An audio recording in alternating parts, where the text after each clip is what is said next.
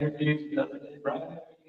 So I'll give you some Brian left, right? So he's a small carrier. I interviewed him. You can check it out on my channel when I post up later. So his situation is he's been a driver for a long time. Then he started his own company, and it's been a year now. And I don't want to throw shade at TQL, but only loans he can get right now are TQL loans, right? And he's asking every single body to do and inspect, like anyone, any way station to pull him over because recently they stopped allowing right voluntary inspections.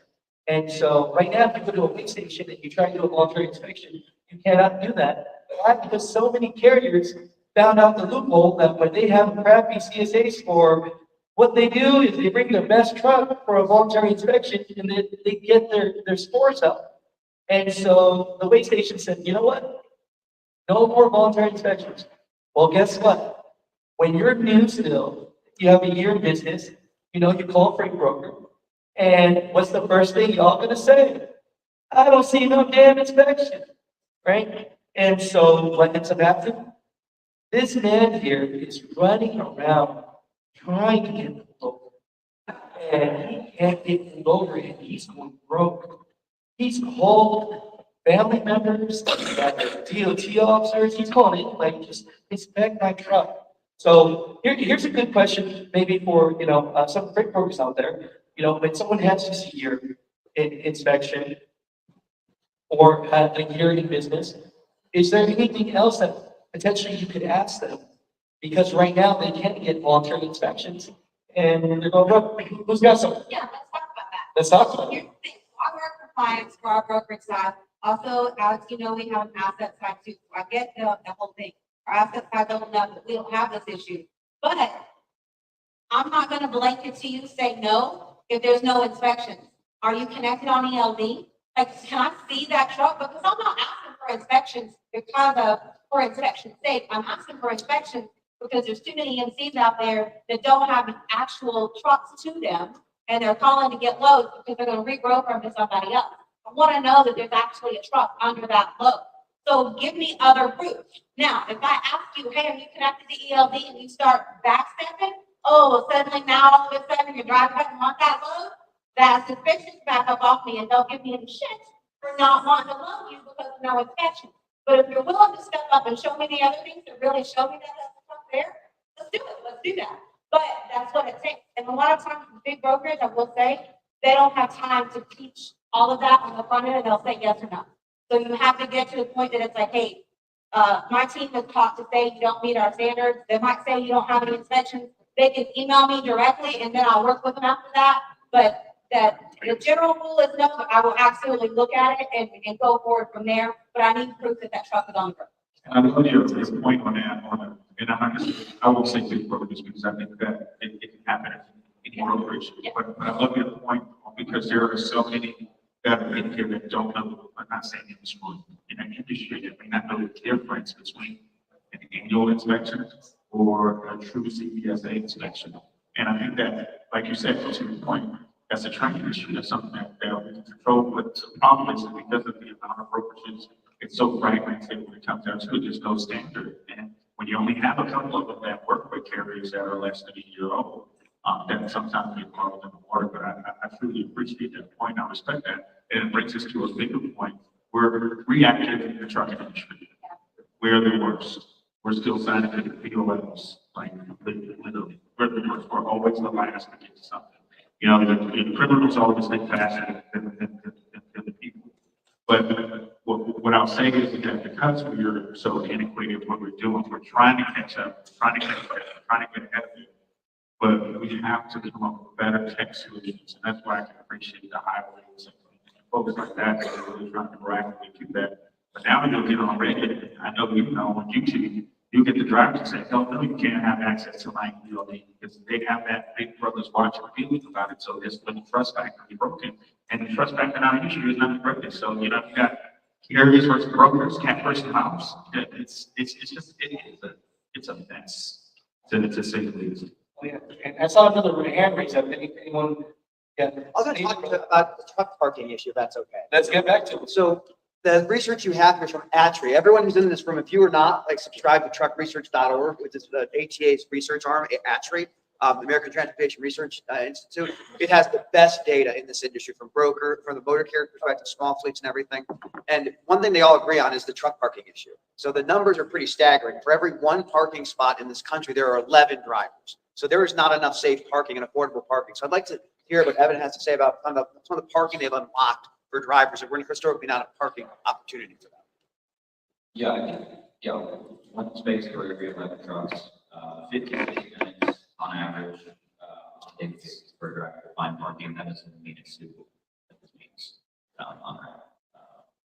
And I think ultimately it's a result of neglect by, broadly speaking, government to enforce what's being built over the last several decades. And it's been a slow burn to where we're now in a place where it's a ridiculous issue that it appears that there's multiple different solutions that are going to be part of the broader solution. Being municipalities and taxpayer dollars making more free parking. There's probably $1 billion or so that are going to get allocated in the next 5 years. That's about 15,000 spaces. If they had allocated that money for the last couple of decades, I probably would have business. And ultimately, they haven't. Now they're very late to the party, and drivers are aware that it's a huge problem. And then there's the private sector. Developers out there go buying, building more property, which is also a solution. It takes time. Development's slow, it's costly. Developers come and go. They go out of business all the time because they take too much risk on a project. And then thirdly, what we're doing is leveraging existing space. We move very fast. It's a part of the solution. And we can add 10,000 spaces very quickly for essentially no money. But I think there's work on these. But I think we can quickly create a solution that drivers can leverage and just ones aren't to use us. But I think between those three solutions in the next decade, be well on our way to a place where drivers have a lot of options to find parking suitable parking. Go ahead. What's the fine if you're caught going over ground service? And then why isn't there like a waiver from the government? You're searching for parking. It's known that it's not available. Why is there not? Why would we watch the balance service? Yeah, I mean, what's going on? It's first of all, there's flexibility in that in terms of the interstate parking space. And I think that there's, when it comes to, and this is not an issue, parking is always an issue, even when we were, go back as far back in time. And I want to know if, when you say you have one space right there at the trucks, I don't see that get better anytime soon. But there is language in there where you have to have personal advance part of it. But then here's the problem, and me and Lomba, we just talked about that a few minutes ago. You can have that flexibility where, you have the ability to do that, but you can't control it. After you can be shut down because it's a fatal accident, you can't sit down and park out, but you can't control it. You got to go up that house after zipper, which, now have to take a run, as long as it's down and everything on you line, obviously that's up to the driver. There's a lot of things that just can't control. And then, we do everything we do as the professional drivers to trip planning. When I feel what's happening, we had over practice, we got to have 3 different locations that we got planned park, but sometimes those 3 don't work out. We don't know what to do. So next thing you have to park on ramp, which is actually rules of a lot of countries, but it's just can't not like this. The actual fine is very depending on what it is, but if you do bring your hours of violation, you essentially get paid to not get caught. It's not get your lines pulled. But when it comes to fixing the truck parking, I don't know, there's not one entity that's going to fix it. It can't be just truck parking club, it can't be just outpost, it can't be just the government. I noticed everybody recognizes the problem. I'd say truck parking's biggest adversary is zoning laws restrictions. Everybody knows it's a problem. But this country has zoning laws, so everybody wants safe truck parking, but they don't want the trucks in the backyard. It increases traffic. I mean, there was a Lowe's that opened Lowe's Mall for years. It put in town in Connecticut. that already have the truck stop in the town fought tooth and nail against that buzz coming in because of possibly increased because it's a combined arms exercise that's going to actually solve the truck parking issue. And I think that brokers can actually kind of almost be the tip of the spear in fixing it. It's hard for carriers to just go out there and find land and prop markets and razors in.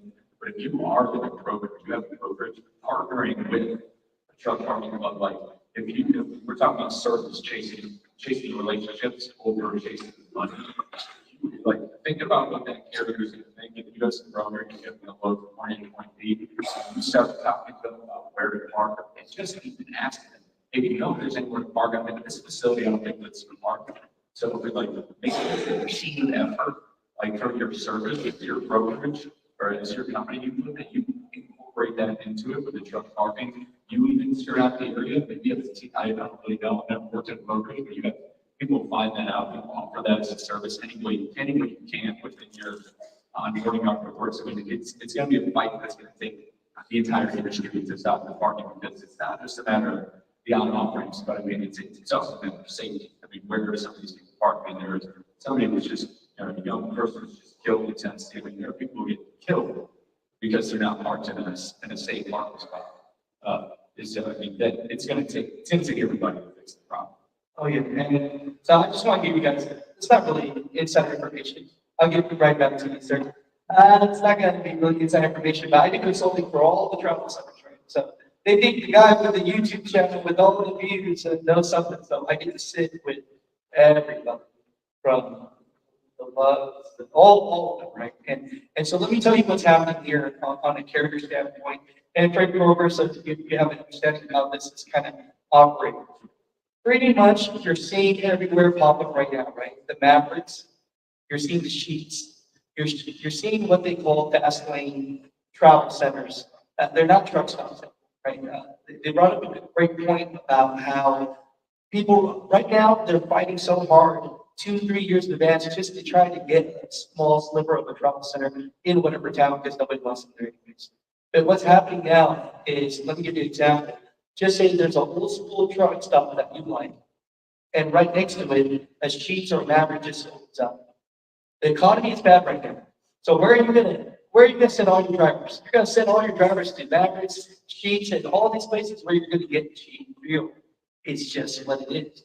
But guess what? They have no parking there. Where's all the parking? Across the street. So this mom and pop truck stop that has 400 parking spots now has drivers parking there every single night, but nobody's buying fuel and no one's spending money in their trucks. And they're basically coming up to me and saying, Alex, in the last 40 years, my grandfather was in this business. We've been in this travel center business. We are going broke. People are parking and they're not doing anything else. And I don't even want to talk about the sanitary, but they're messing up the parking lot. So just to stay in business, it sounds like we're going to have to start charging for parking. And you're going to see that everywhere because that's naturally the progression of what's happening.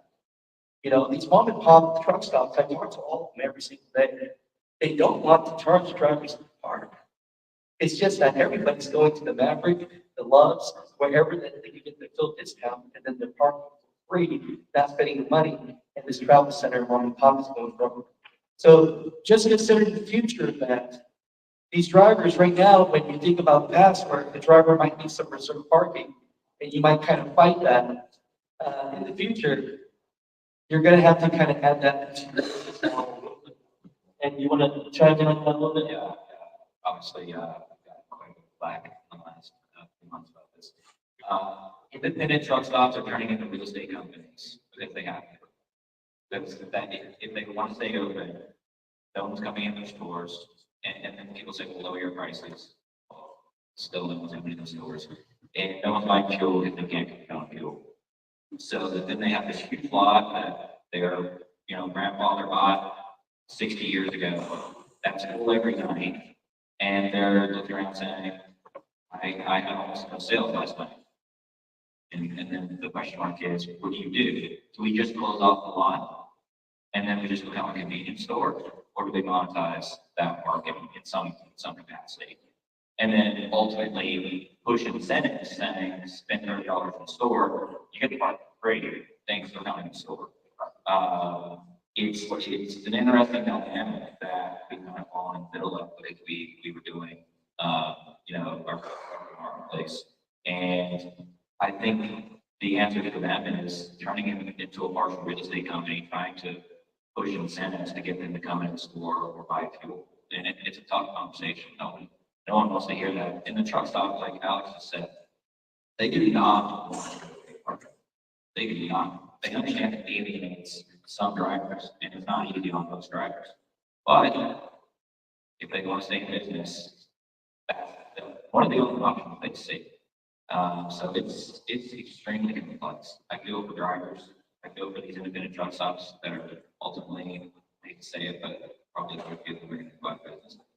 Or they're just going to shut down a store if you will just become like a big parking lot, which is really tough to see. A lot of these independents that have been, 50 years ago. That's what we're seeing on the ground. I'm happy to take the question, I'm sure. People typically do. But we look at it as truck parking club, half our team's drivers. And they're taking those calls from those mad drivers at that truck stop, saying, why do I have to make the parking here? They're hearing it, and all the people that are getting those phones get that flashing, cussing, and still we align with our mission and values, and we know what we stand for, and we're not here to monetize free parking spaces. It has become that big because the truck stops want to stay open. We do. It's 5% of our business. We don't really care either way. But what we see it as, it can either be Premier Parking LLC with software, interface, and no customer service, or it can be Truck Parking Club where you're calling a former driver, you're getting out your frustration, we're helping you get through your booking, or letting you know, hey, it's $50 in the store, you don't have to pay. So it's an interesting complex thing. I'd love to take any questions. Anybody has? Some of those evidence, since people have. I tell you.